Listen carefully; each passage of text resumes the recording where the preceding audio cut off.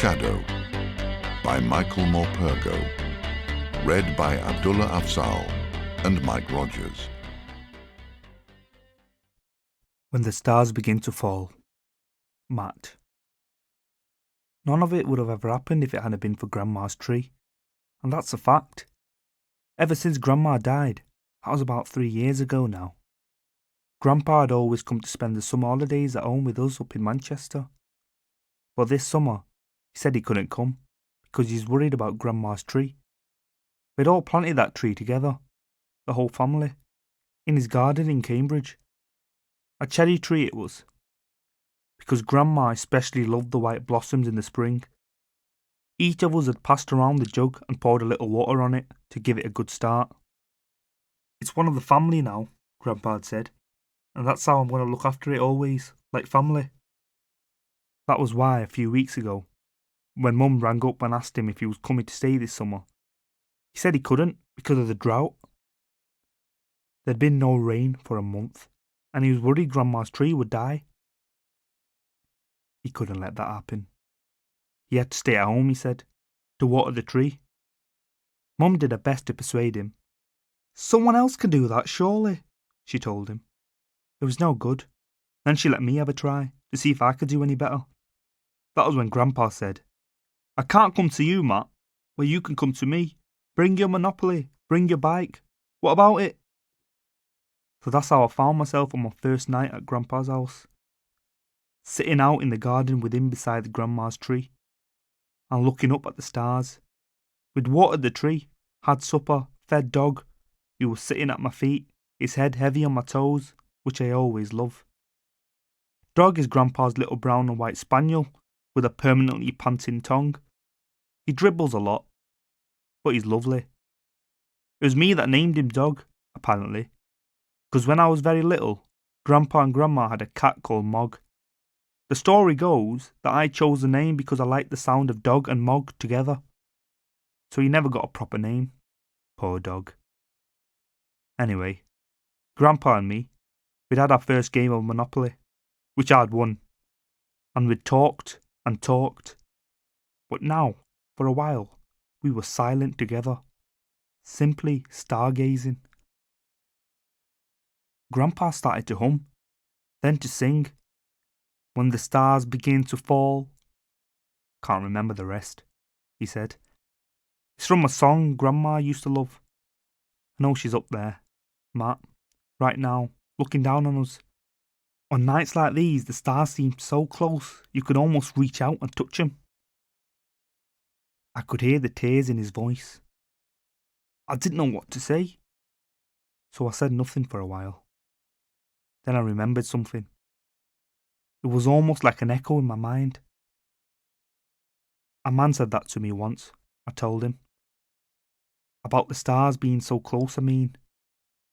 We were on a school trip down on a farm in Devon, or we snuck out at night time, just the two of us. Went for a midnight walk. And there were all these stars up there, zillions of them. We lay down in a field and just watched them. We saw Orion and Plough, and the Milky Way, that goes on forever. He said he had never felt so free as he did at that moment. He told me then that when he was little, when he first came to live in Manchester, he didn't think we had stars in England at all. And it's true, Grandpa. You can't see them nearly so well at home in Manchester, on account of the streetlights, I suppose. Back in Afghanistan, they filled the whole sky, he said. And it felt so close, like a ceiling painted with stars. Who's Aman? Grandpa asked me. I told him before about Aman. I'd even met him once or twice, but he was inclined to forget things these days. You know, Grandpa, my best friend, I said. We're both 14. You were even born on the same day, April 22nd, me in Manchester, him in Afghanistan. What, sending him back to Afghanistan? He's been to the house when you were there. I know he has. I remember him now, he said. Short fellow, big smile. What do you mean sending him back? Who is? So I told him again. I was sure I told him all before.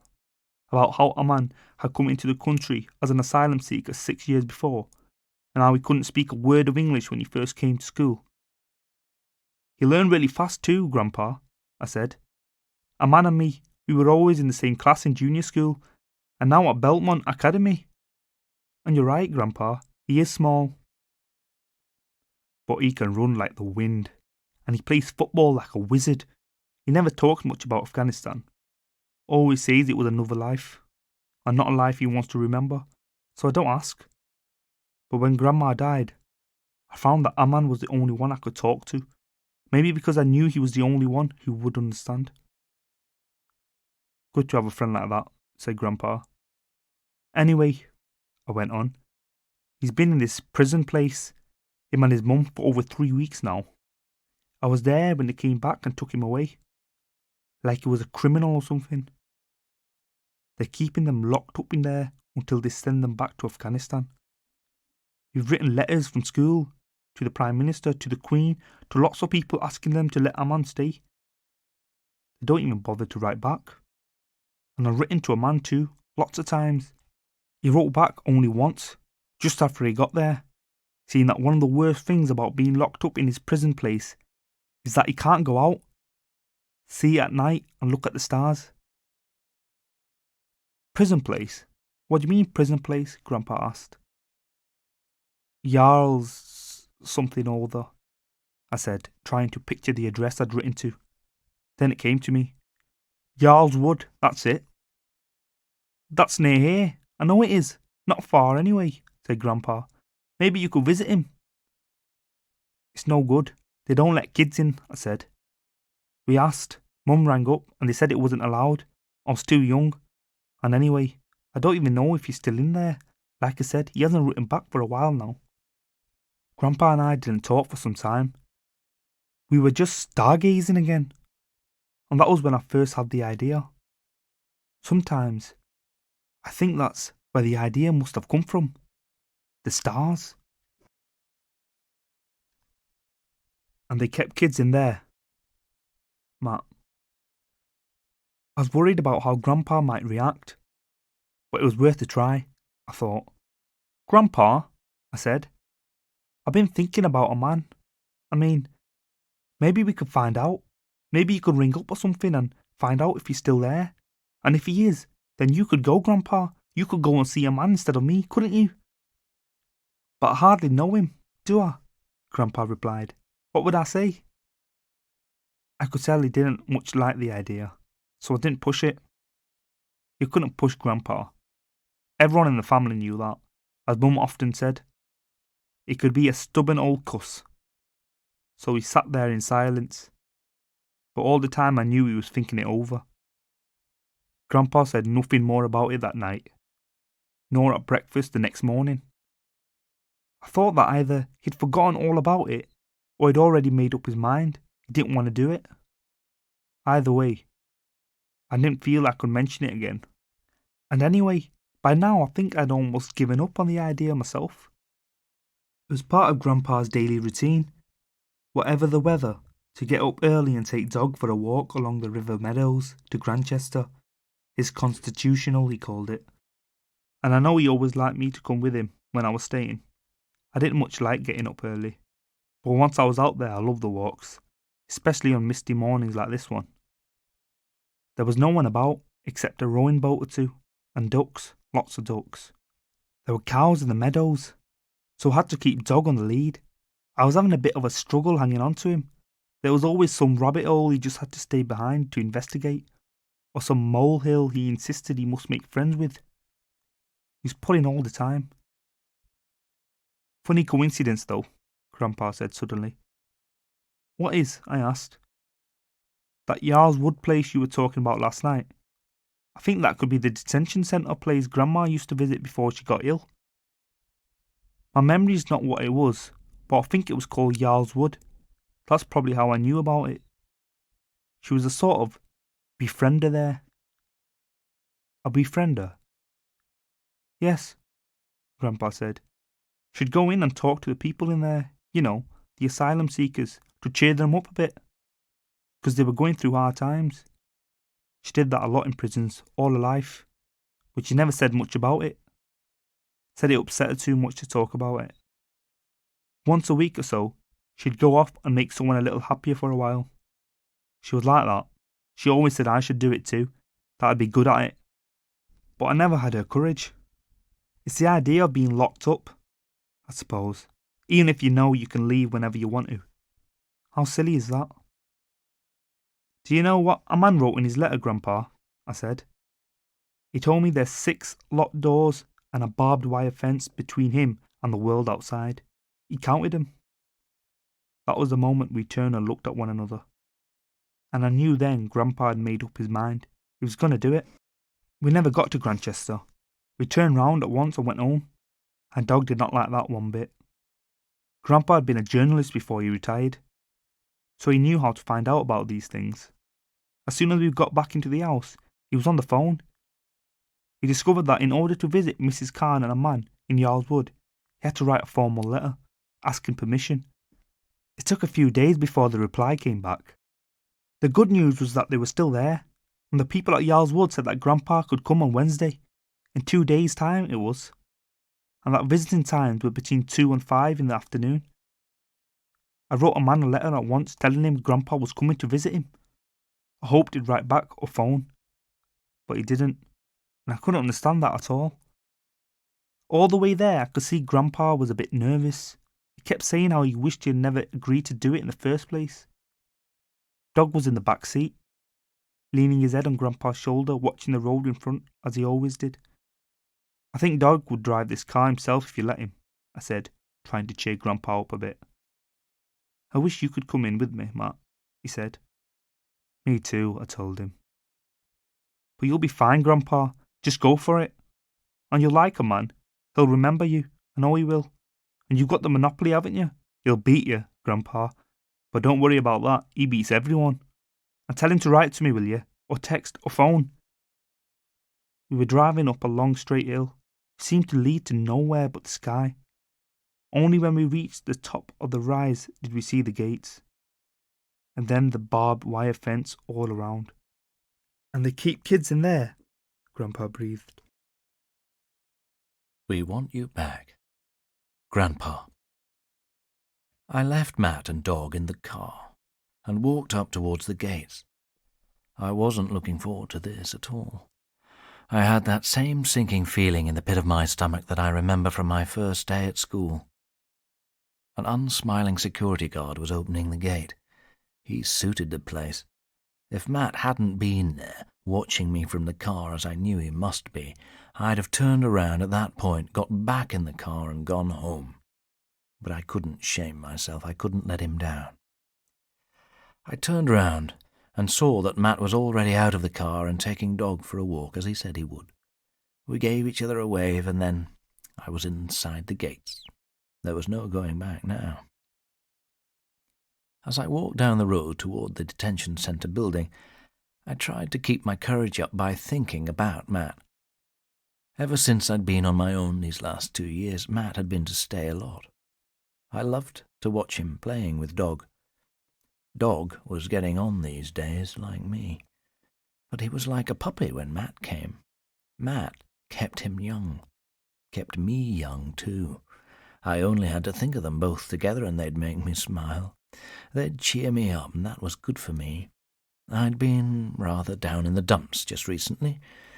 Matt and we weren't just grandfather and grandson anymore. We'd become the best of friends. But as I joined some other visitors making their way in, I was wondering what was the point of visiting Aman. After all, weren't these asylum seekers at Yarl's Wood about to be deported and sent back to where they'd come from anyway? So what was the point of visiting? I mean, what could I do? What could I say that could make any difference? But Matt wanted me to do it for Aman, so there I was.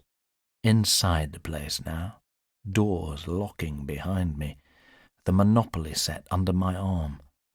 I could hear the sound of children crying. Like all the other visitors, I was being processed. The Monopoly set had to be handed over to be checked by security. I got a stern ticking off for bringing it with me in the first place. It was against the rules, but they might bring it in later, they said grudgingly. Everywhere there were more of those unsmiling security guards. The pat-down search was done brusquely and in hostile silence. Everything about the place seemed to me to be hateful. The bleak locker room where visitors had to leave their coats and bags, the institutional smell, the sound of keys turning in locks, the sad plastic flowers in the visitors' meeting room, and always the sound of some child crying. Then I saw them, the only one still without a visitor. I recognized Aman at once, and I could tell he knew me too, as Matt had said he would. Aman and his mother were sitting there at the table, waiting for me, looking up at me, vacantly. There were no smiles. Neither of them seemed that pleased to see me. It was all too set up, too formal, too stiff. Like everyone else in the room, we had to sit facing one another on either side of a table. And there were officers everywhere in their black and white uniforms, keys dangling from their belts, watching us. Aman's mother sat there, shoulders slumped, stony-faced, sad and silent. She had deep, dark rings under her eyes and seemed locked inside herself. As for Aman, he was even smaller than I remembered him, and pinched and thin like a whippet. His eyes were pools of loneliness and despair. I kept trying to tell myself, don't pity them. They don't want that. They don't need that, and they'll know it at once if you do. They're not victims, they're people. Try to find something in common. Do what Matt said in the car, just go for it, and pray the monopoly arrives. How is Matt? Aman said. He's outside, I told him. They won't let him in. Aman smiled wanly at that. Strange, he said. We want to get out, and they won't let us, and he wants to get in, but they won't let him. I tried, again and again, to make some small talk with his mother. The trouble was that she spoke very little English, so Aman always had to translate for her. Aman only became animated at all, I noticed, when we talked about Matt, and even then I found myself asking all the questions. I think we'd have all sat there in silence if I hadn't. Any questions not about Matt, he'd just divert to his mother and translate her replies, which were mostly yes or no. However hard I tried, I just could not seem to get a proper conversation going between the three of us. So, when Aman spoke up suddenly for himself, I was taken a little by surprise. My mother is not well, he said. She had one of her panic attacks this morning. The doctor gave her some medicine, and this makes her quite sleepy. He spoke very correctly, and with hardly a trace of an accent. Why did she have a panic attack? I asked, regretting my question at once. It seemed too intrusive, too personal. It is this place. It is being shut in here, he replied. She was in prison once in Afghanistan. She doesn't talk about it much, but I know they beat her. The police. She hates the police. She hates to be locked in. She has bad dreams of the prison in Afghanistan, you understand? So, sometimes when she wakes up in here and she sees she's in prison again, she sees the guards, she has a panic attack. That was when the security guard suddenly arrived with the Monopoly game. You're lucky, he said. Just this once, right? And he walked away.